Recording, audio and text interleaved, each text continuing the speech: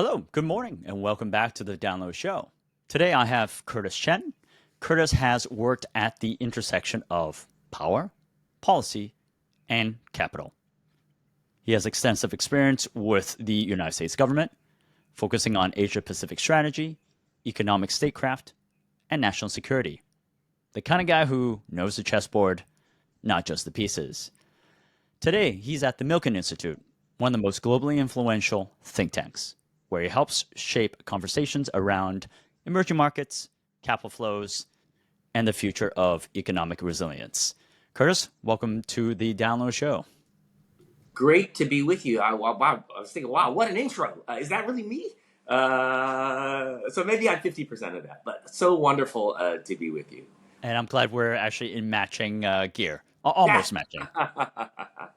Now, you Keep just everyone thinking sunny thoughts, bright 100%. colors, if nothing else. But indeed, as you know, I'm always the optimist on all these kinds of shows. So certainly, even amidst this crazy world, I think there's reason to have hope. I'm sure we're going to talk about that. But yeah, love your shirt. Very much. Now, you just came back from your Singapore event and tours, pretty much first an Asian tour with Singapore, Malaysia, Hong Kong, Korea, and also Saudi Arabia as well. What are some of your conclusions and thoughts from your Singapore event and how you think about kind of where the world is currently? Yeah, no, it's been a crazy 6 months or so. So we had our Asia Summit really wrapping the year last year, and then since then, it's a bit of friends and family time, but indeed nonstop travel throughout the Asian region. Yeah, and for me, one of the great things that happened this year, was very honored. I was invited to Saudi Arabia, and if you think about it, for those of us who focus on Asia Pacific, Saudi Arabia is Asia too. Indeed, when I've seen some of these rankings of Asian economies, if you include Saudi Arabia and the United Arab Emirates, they're in the top 10 economies. But often the focus is on, of course, China, Japan, India, and also on one of my more recent trips to Korea. Korea is the fourth largest economy in Asia. But I think throughout these travels from September last year in Singapore, before the election, to of course through the election and through the inauguration of the new U.S. president, President Trump, and then onward in my travels throughout East and Southeast Asia, talk is all about the United States and President Trump these days. And what does that mean? Not just for economies, we see the big headlines of trade and tariffs, but what does it mean for regular people? And I think that's also the question where the answer is playing out in America too. What does the Trump administration mean for regular people? I think in general, I'd say there is an unease and really about the uncertainty. People like certainty in their lives. Whether you're a business or an individual traveler, people want certainty. So clearly there's an unease right now in this world. But also, I do find these pockets of hope that this could lead, hopefully, to positive changes too. But I see that across the board in all of these countries that I've been blessed to visit these last couple months.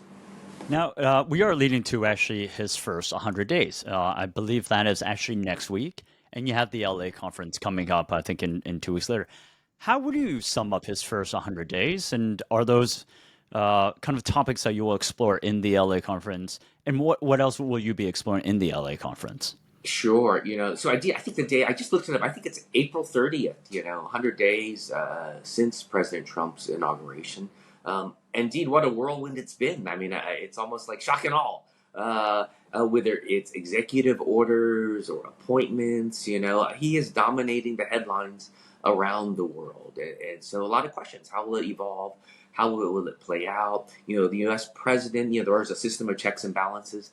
A lot of the things that the president has done so far are through what we're called executive orders. So the president is allowed to do certain things. But major changes that that the next president just can't reverse require legislative change. And those legislative changes aren't yet happening. Our U.S. Congress is still really kind of divided, but closely divided. So if a couple votes swing one way versus the other, maybe certain legislation won't pass. But there are enough votes for the president. Usually it's a simple majority to get his nominees to key positions in place. So that's all continuing to play out too at lower levels. I was honored to serve as the U.S. ambassador to the Asian Development Bank based in the Philippines under both President Bush and then his successor. And that took me a year to get through the Senate. So those kind of lower level appointments are still playing out. You mentioned our upcoming Milken Institute Global Conference. Indeed, it is that first week of May, so I'm leaving soon for Los Angeles. Indeed, our theme this year is toward a flourishing future, clearly a hopeful kind of tagline, and I'm Mr. Hopeful, that indeed in this crazy environment, how do we help ensure that all of us can flourish? My general bias, I think the Milken Institute's bias is one of that we need to come together. Not just you and I as individuals, but also the big sectors of society, that business needs to work with government, which needs to work with what we call civil society, nonprofits, the UN system, and all, to come up with really kind of like solutions for these enduring problems, that we do need to do things different. My own session at our Milken Institute Global Conference, it's kind of a return visit, but like Kevin Kwan, the author of Crazy Rich Asians, and I are going to get back on stage and certainly talk about his new book, great book, called Lies and Weddings, but also talk about some of the themes that we first focused on when Kevin and I first went on stage, 5 or 6 years ago, to talk about his film and book, Crazy Rich Asians. And those are themes about inequality, about the rise of wealth in Asia, about generational conflicts. And so I think all of these things we Milken like to look at, but also try and encourage people to look at it from different perspectives. Clearly, I'm seeing already in terms of our speakers, great representation by the U.S. administration. I saw it on the list: Secretary of Treasury, Secretary of Transportation, Secretary of Education, the big issues that impact kind of everyday people. And so we'll be interested to hear what they say. But also there'll be a diversity of viewpoints, some detractors of the president and his team, some big fans of the president and his team. Last year we had Elon Musk, we had David Beckham, just such a diversity. This year I saw some of the speakers range from Pitbull. I don't know who Pitbull is, but from Pitbull to kind of like the titans of Wall Street. But again, whether it's our LA conference, we call it our global conference in May, or this year's Asia Summit, Milken Institute Asia Summit, which will be the first few days of October back in Singapore, it's just a notion that I think we need to better connect. That hopefully, even if we totally disagree with one another, we can at least listen to someone else's viewpoint, and if not agree with them, understand where they're coming from. And so when I think about my recent travels to Saudi Arabia, to Korea, to Hong Kong, there are all the headlines, which maybe they're true, but these headlines don't reflect the fullness of a place like a Saudi Arabia or a Hong Kong or a Korea. And so people are able to, it costs money, it is a challenge, but they're able to go visit these places if you can. And even if you can't visit them, think through what are the ways that you can learn about a place beyond those like headlines that get people crazed on social media and all. Do a little bit more research, try and meet people, right? I remember once I gave a speech back in the U.S. at a college, and someone was like, "Oh, yeah, which country should I go to? Which language should I learn?" And I said, "Of course, I'd love you to go. I don't know, learn Chinese, learn Japanese, learn whatever." But right here, it was that we were in Connecticut. We're living in Connecticut or New York. You have a chance, if you really think about it, to be exposed to different cultures and different peoples by staying at home in your own city. Could be as simple as taking time to speak to some of the staff at that local restaurant that serves some other cuisine. You don't need to go back to that country or to go to that country to eat their cuisine. You're eating it there. It'd be totally different probably, back in Korea or wherever. But make an effort in your own communities to connect perhaps to people that you don't normally talk to day to day. And I think all of that is part of our messaging too at the Milken Institute. That's actually, you're really on point. You're on social media. You love to take photos of your food and when you're eating. My food. Right? Please do check out Curtis's IG. It's lots of local food, and more specifically local food, right? And so would you say right, despite all the headlines, despite all the kind of big noise and what's going on, and look, and it is big stuff, right? Big headlines, big geopolitics kind of going on, multipolar geopolitics. The whole chessboard is being moved. What you're advocating for is really still connect with the individuals, because are you basically also saying globalization isn't over, right? It is still alive and well. I say people hopefully see the value of connecting and convening. That's one of the great, I think, things that the Milk Institute does. We're able to bring people together, right? They might still hate each other afterwards, but at least come together and try and learn someone else's viewpoint. There's the late and great Anthony Bourdain. This kind of like TV, food guru, had this great line about, if you can, don't just like try and put yourself in someone else's shoes. He's like, eat their food too. And you get a sense, right now I happen to be in Thailand. It's like, everyone's like, oh, you must love spicy food. I do love spicy food. But you think back, why is there spicy food? Is it the weather? And even this talk about the chili. Is the chili really indigenous to Asia, or the way back when it came from Mexico? I have no idea. But I find food is a great way to connect to. We just we did our first event on the ground in Korea, and so that was one of the places I traveled to these last couple of months. And people are like, "Oh, why are you going to Korea? They're impeaching the president. I see protests on the streets." That's one aspect of Korea. But I say, if you go to Korea, you'll see, that is part of Korea. But Korea is so much more than that. And Korea, for me, and this is one of my themes at the Milken Institute, is a shining example of a message that I often try and convey, is that when people ask me, how can we be the next great economy? Or how can we, in this case, be the next Korea? And what they mean by that is, how can they now be just a dominant soft power?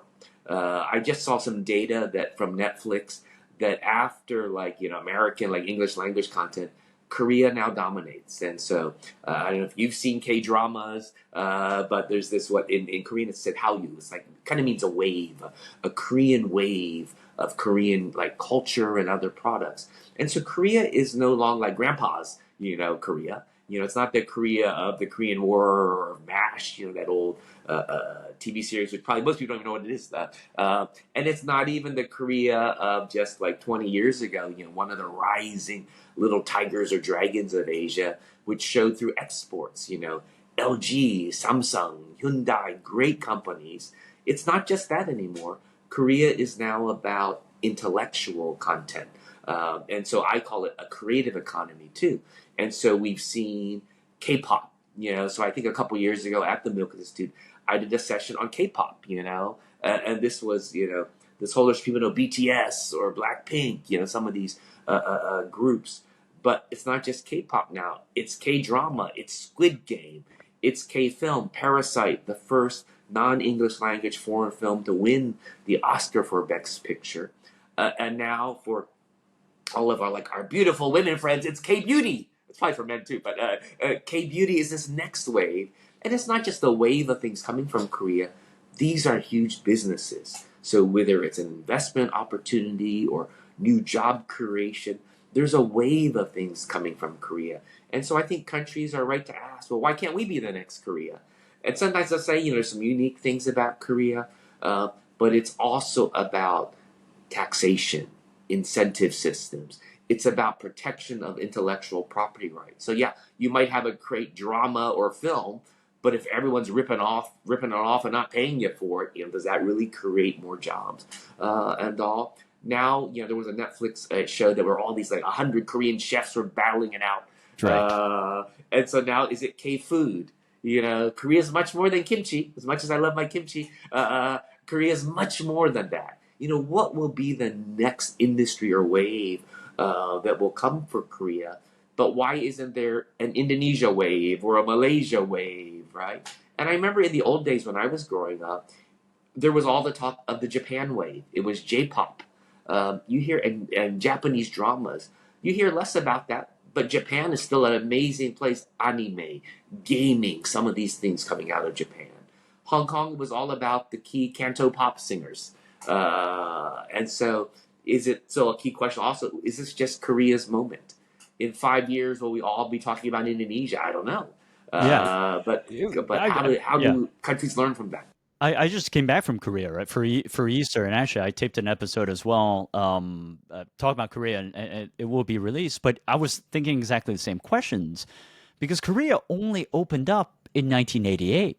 It's only been Mm, one generation, and I served there in the military, as mm, your family did as well. eh, And I remember even when I was there in 2003, it was a very different time, and it really has progressed, both from the movie's perspective, but it frankly surprised me. And I do think one of the underpinnings is, I think, the respect and both the legal respect, and I think also perhaps a consumer respect for IP laws, for originality, absolutely. because you're right. It's not just the movies, the culture. It's the food culture. There's a certain kind of respect for originality that I think There's is and yeah, that's there's a different. vibe there. So I'm like, even in America, I'm like, yes, if you can, if you're blessed, have the resources, go to Korea. But if not, go to Koreatown. LA.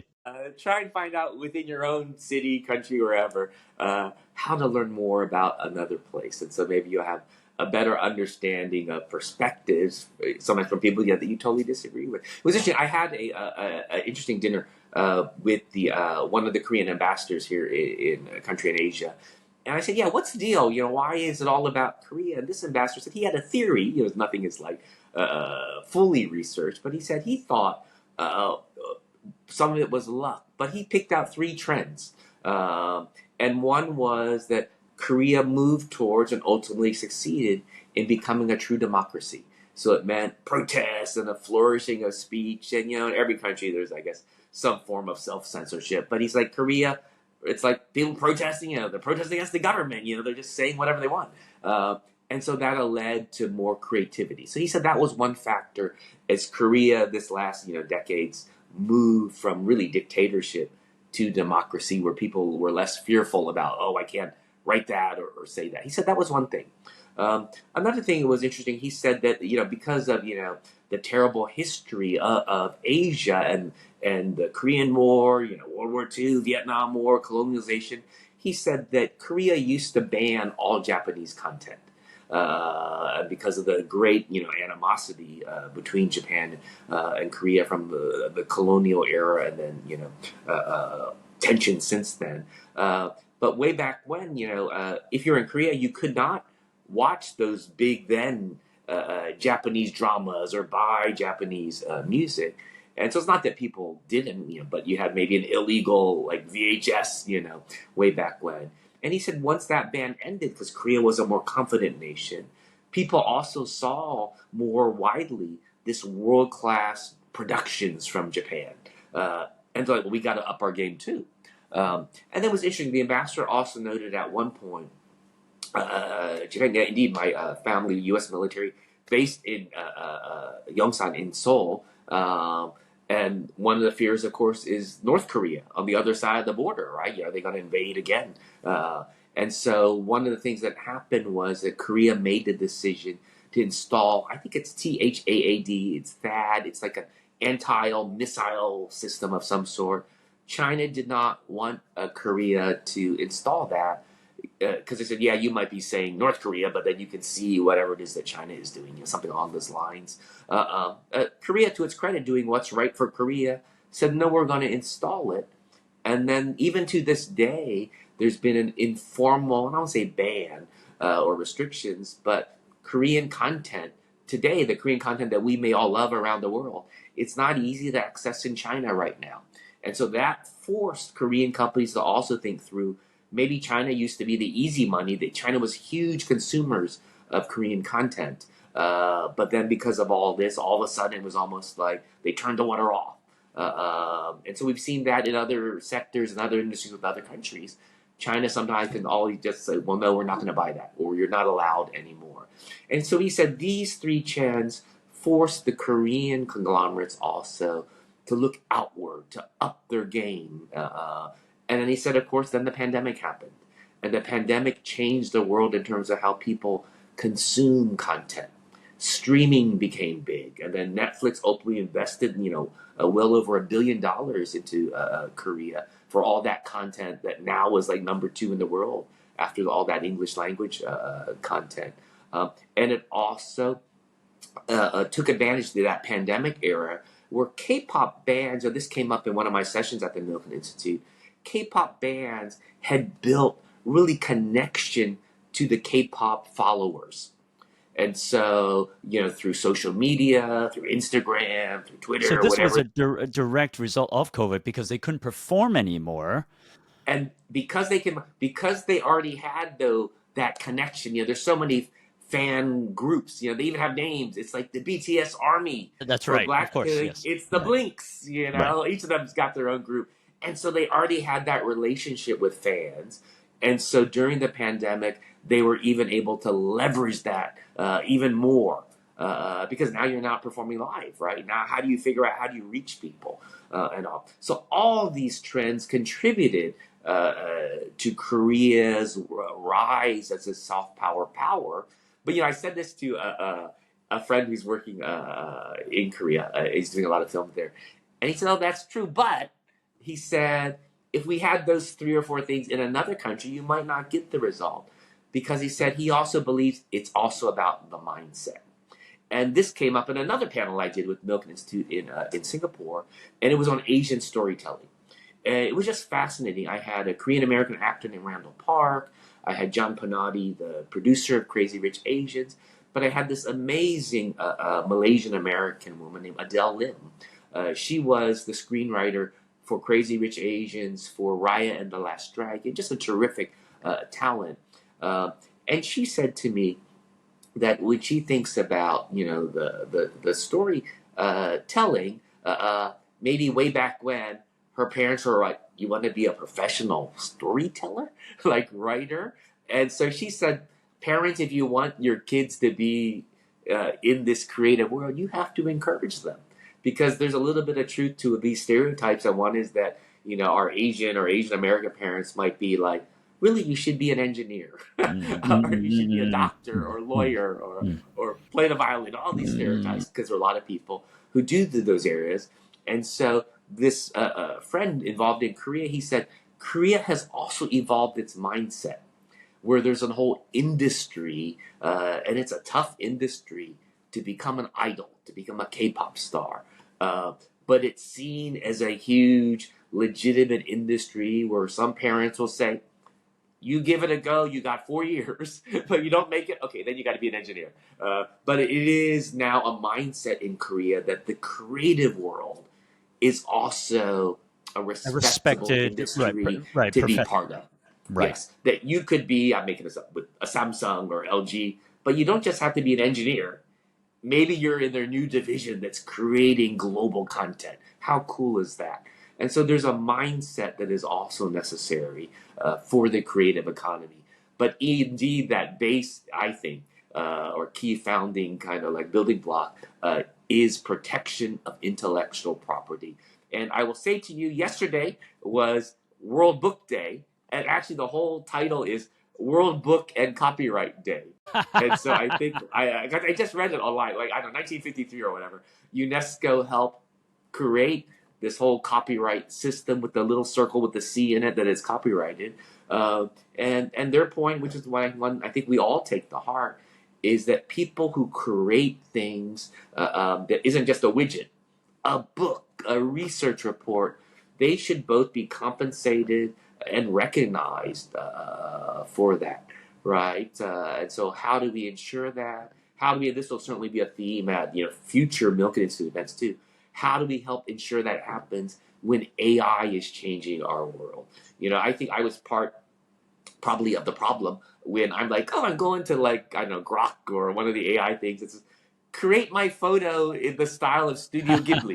Right. That this amazing animator Miyazaki-san has created all these amazing. It's really a style when you look at his things, Spirited Away or some of these great animated productions. There's a style, that's probably from his studio. But what if now AI just says, "Oh, can you create something in that style?" They don't get compensated. Is that right? Is that wrong? How will laws address that? I think that's still playing out in this world. But all these trends impact business. Big theme of the Milken Institute. but also I think they'll increasingly impact like the lives of you and me. How will AI transform our jobs and all? I did a session in LA, I think 2 years ago, with Will I Am. He's a singer with Black Eyed Peas. And Will I Am talked about, was really fascinating about how AI has both helped and hurt him. Hurt him because he's like, yeah, you can probably go to some, AI kind of program and like write me a song and perform it in the style of Will I Am. And that platform will like, be like reading and using all of his content that's out there and create something slightly different. He doesn't get compensated for that. That's not right. But then he also brought with him like a device where he's created like an AI talk show co-host. I think her name is Felicia. And so he's also now thinking through how does he create new revenue streams and content with AI. And I can't remember who it was, but they're like, it's not that you're going to lose your job to AI. You're going to lose your job to someone who's better using AI than you.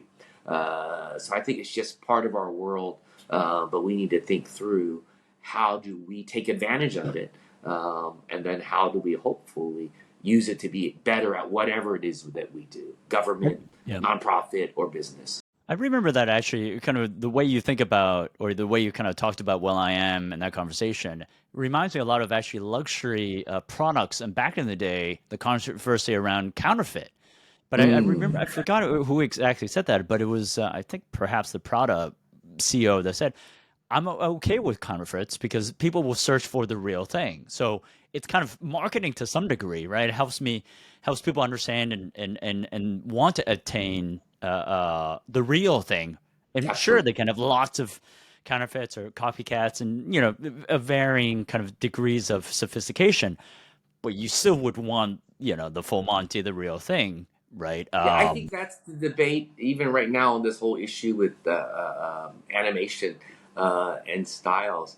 And then from a legal perspective, do you go after everyone? I think, I don't know, not to pick on Disney, but last time it wasn't like Disney suing everyone because, oh my God, you put Mickey Mouse on your wall, you didn't pay for that, right? And so do you sue that elementary school that, I know some kids painted on their wall, or do you not?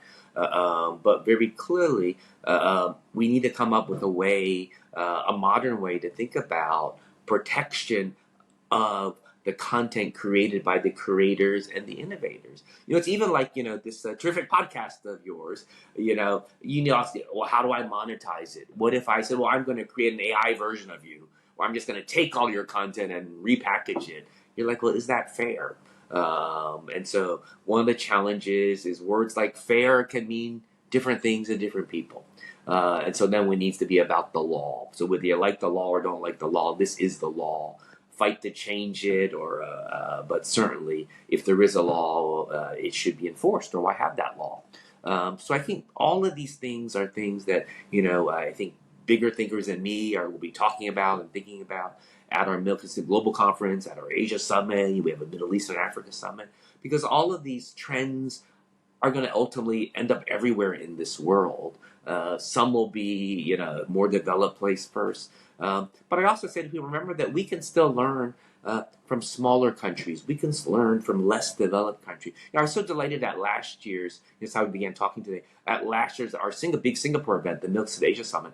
I was so delighted that we had the prime minister of a country called Bhutan, a very small, really the last Buddhist Himalayan kingdom. The prime minister came, and then we also had the president of Rwanda, small country in the heart of Africa, came and spoke. And for me, it was an example of where this big private equity, all these mover and shaker audience, can also learn something from small countries, like we can learn from individuals that might not be from some famous organization. So from Bhutan, we can learn about all that they've done in terms of sustainability and trying to develop a relatively poor country still, but to develop in a way where it isn't like tear down every tree and all. I think under their constitution, something like 70% of the country still needs to be forest covered. So how does that country do that when they have so many economic challenges? And the prime minister talked about they're trying to create really in many ways a new city or administrative region, which will be called Galifu Mindfulness City on the Indian border, but a new way of thinking about urbanization. Let's hope they succeed because we can learn from Bhutan. Rwanda, the terrible history of Rwanda, were really genocide, where two different, sides really battled it out in factions. And President Kagame, not without controversy as a strong leader, he Mm-hmm. has brought that country together in terms of reconciliation, and he envisions that country as being a finance fintech hub there in the heart of Africa. Let's Mm-hmm. hope he succeeds too. But for me, just another example is that when we travel around Asia in our own country, don't just look to the big, Japan, China, U.S. Don't just look to the giant companies for lessons. One of the countries you mentioned that I visit recently is Malaysia. But actually, I visit regularly a state of Malaysia called Sarawak, which is in the Malaysian Federation, the last state that is still majority like indigenous people, right? So it's like tribes. Probably the most famous people will know is Henry Golding. He was one of the stars of Crazy Rich Asians. We had him at Right. Milk Institute. His mom is Iban, which is part of it's an indigenous community in Sarawak. And I'm there regularly, and there I'm often there supporting a terrific social enterprise called Tanodi. It's trying to help these indigenous communities move up the value chain when they produce things. Actually, you always flag this jacket I wear, but it's a jacket I commissioned Correct. made by like an indigenous community and village. Like I commissioned to make me a jacket. And for me, it So was it's just it's got the kind of fun. patterns, and just to It's give that's a like a reference to the, Iban, yeah, that's right. the big So flower from give the a jungles reference of to Malaysia. the listeners and the viewers. So basically, it's a black dark Yeah, jacket it's like a with black gold tuxedo kind of jacket. It's patterns, like a giant like flower vine. Maori, like yeah, right, like war. I don't But know. anyway, Is there uh, symbolism there, or yeah, it's just one of the one of the big symbols they use, and actually in Iban, of course, but other communities, they're also famous for their tattoos. Uh, so even I don't know, Henry has talked about some. Henry Gordon talks about he's got these tattoos, which are like does, does he really? reflecting. Yeah, I think he's getting closer to his roots, and so in movies it has to be like digitalized out. That's right. I don't think I've ever seen So it if with you this. look his Right, Google up, he's pretty hysterical. But Google right.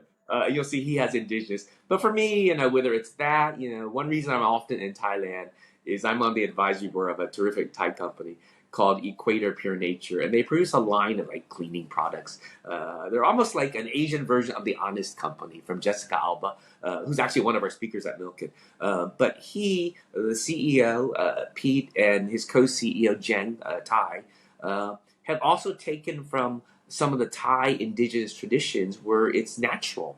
So it's really they were like actually fermenting pineapple to create a line of cleaning products from body wash to laundry detergent. Buy it at your local store. But for me, it's just another example of a group I love to support because it's also encouraging people to think differently about development, about our consumerism and consumer products, how we can still benefit from really in many ways things that we've long since moved on from because I have a tech version. I have plastic. I want plastic. I don't have that thing that wears out. But I think there's still lessons to be learned. And so I think what's great also about your podcast is that you can bring attention to things from here, in Asia that people don't always see because the things that we pay attention to on social media because I think of the algorithms, we just get fed the same things that we like. And because I'm old, I still like the newspaper. There's so few newspapers. Because with a newspaper, wow, oh, there's a story. I like the headline. I'm going to read it.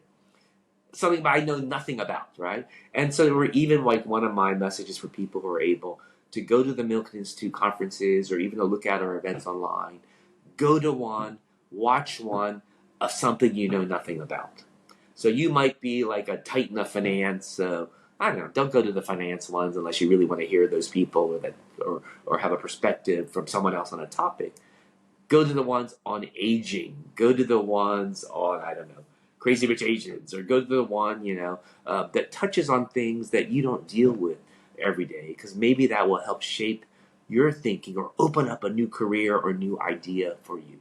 One of the most favorite lines, which I've stolen probably from Mike Milken or one of my colleagues, is that you might have a great idea for something, But unless you have access to capital, sometimes it just stays a great idea, right? You don't have the money to pilot it or scale it up. So when I come back to my own work and others' work at the Milk Institute, it's that access to capital or access to healthcare or access to education. What is it that we need to ensure people have greater access to so that we can create these more collaborative solutions to some of these enduring problems that have stuck around forever? Poverty, development, or even gotten worse, environment. How do we address them in a way where we can hopefully move things forward without all the bickering and animosity that seems to be our world today? So, Final point or yeah, question: how yeah. can the viewers, and please viewers, comment on the comment section below. What are some of the themes are you thinking about for the fall Singapore conference again? And what can that actually viewers, how can they help you kind of brainstorm actually some of those themes? Sure. Well, thank you for that question.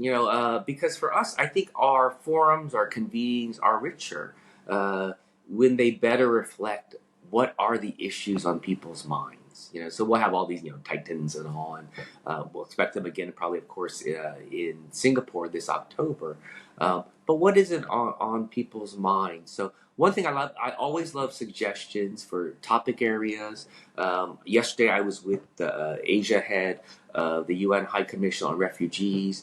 I had wanted to do a panel last year, it didn't come together, on this terrible issue. It's almost like there's a slang, it's almost like fattening the pig, but it's really a blend of almost like human trafficking, kidnapping, and cyber scams, where people like in this whole, in my region, China, Southeast Asia, are people almost like really being kidnapped or tricked and then locked up and to do like cyber scams on you and I, right? And it's become a bigger issue. To what degree do countries, and some of the countries that are involved in all this, or where it takes place, is a Myanmar, border of Thailand. Victims are from all over the region. And so somebody are suggesting to me, who you could have on that panel. So one suggestions for concepts in terms of panel ideas. Keep in mind that our focus typically is finance, health, philanthropy, education, what we can do to really move forward on solutions, innovative things.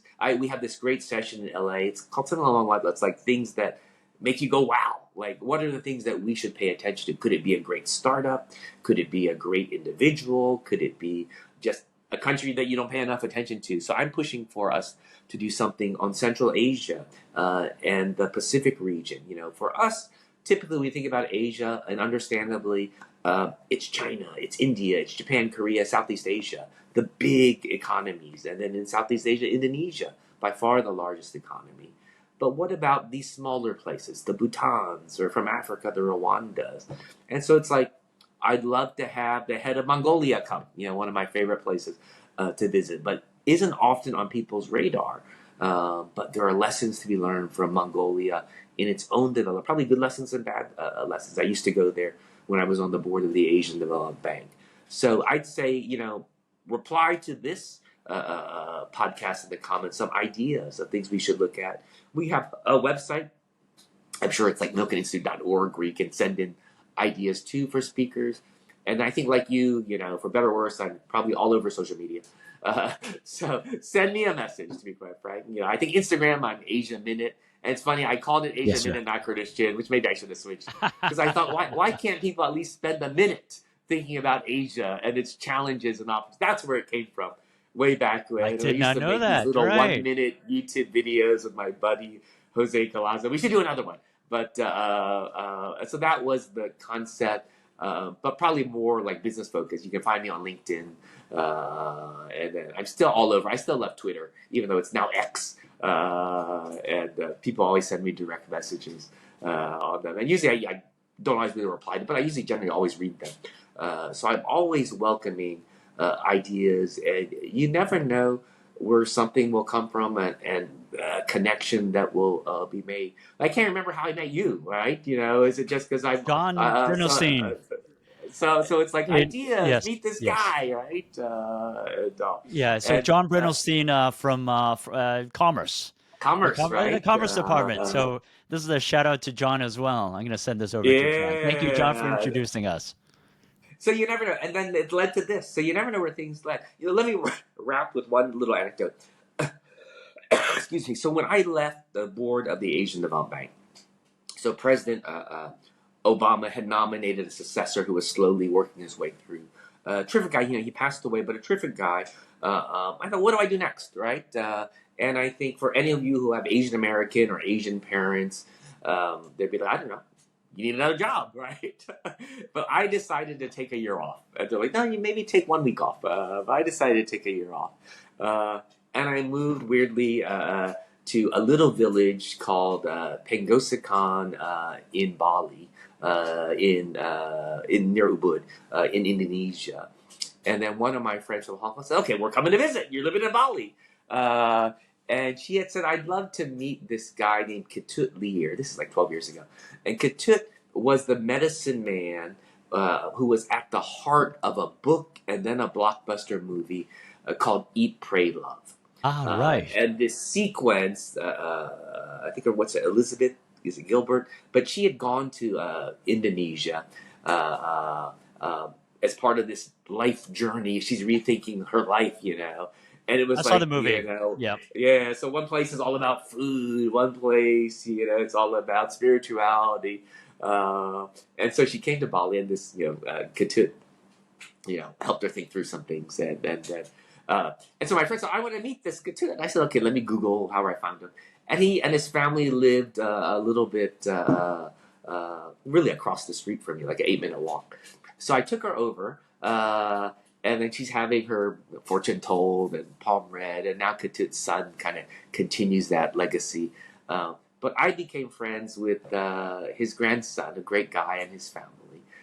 And so I'm back in Bali, in that village regularly.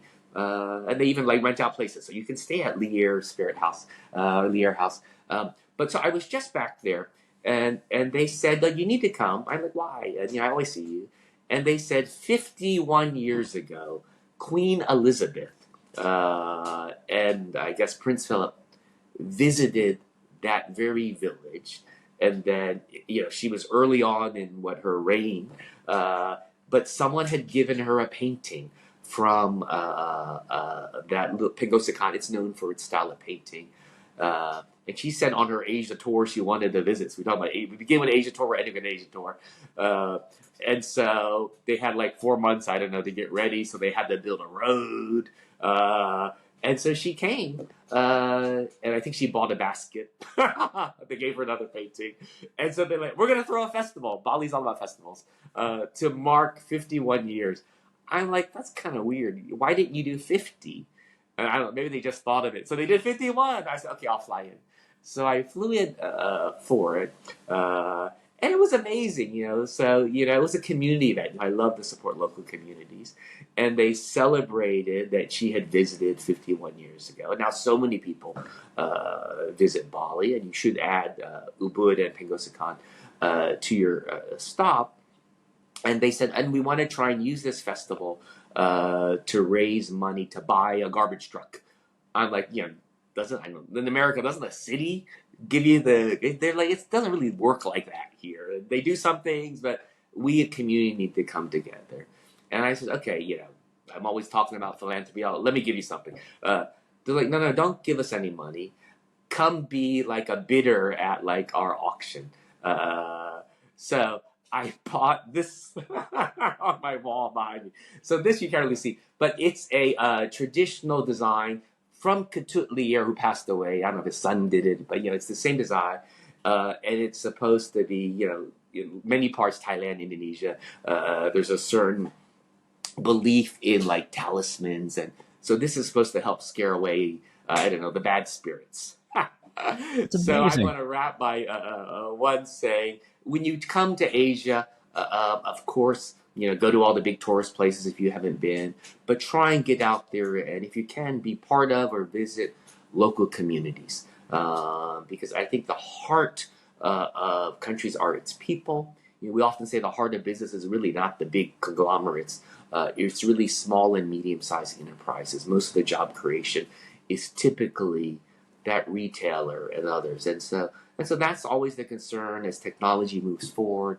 Does that little shop disappear because the big conglomerate is replacing it?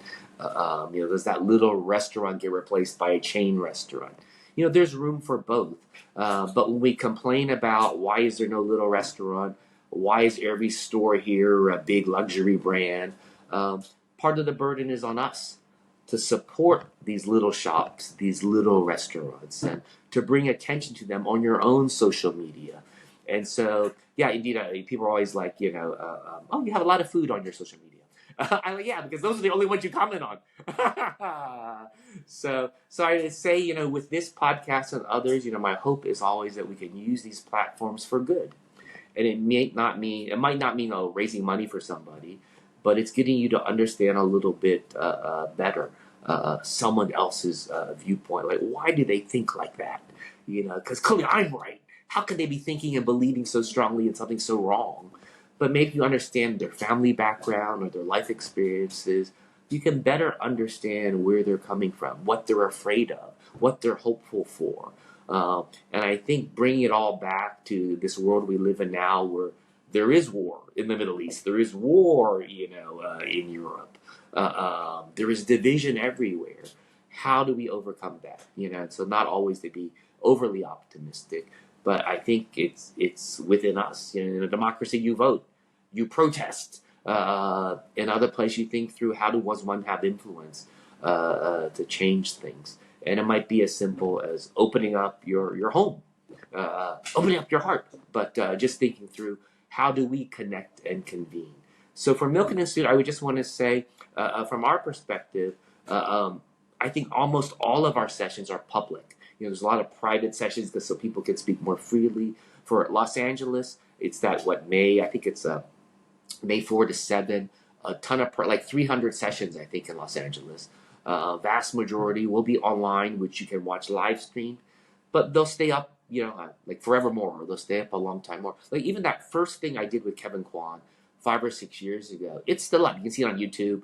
I think Kevin and I were just talking. It's like I think it just surpassed 100,000 views. So it's not like a super $1 million I don't know Mr. music Beast video video, from right? Bruno Mars and Rose, but still people are watching it because they're a little bit timeless. These issues about in his case, how can he use his writing for social commentary and be entertaining at the same time? So I encourage people to go to whatever your service provider is, go online, Google Milken Institute, Google my panel, Kevin Kwan or me, but also think through ideas for me. Send me ideas. I welcome them. Because for Asia, we're again always trying to bring some of our perspective about the importance of connecting and convening, the importance of access to capital, to education, to healthcare, the importance of philanthropy in moving things forward. So that was a really long answer to your question about our end of year event, or I'd say October event in Singapore, and what can people do to get involved and engaged. Thank you for that answer. And on that note, and again, thanks for sharing the talisman painting to ward off the evil spirits. So hopefully you will have if you watch this video, there will be no evil spirits to haunt you. Thank you for your time, Curtis. Thanks for coming on the show. Thank you.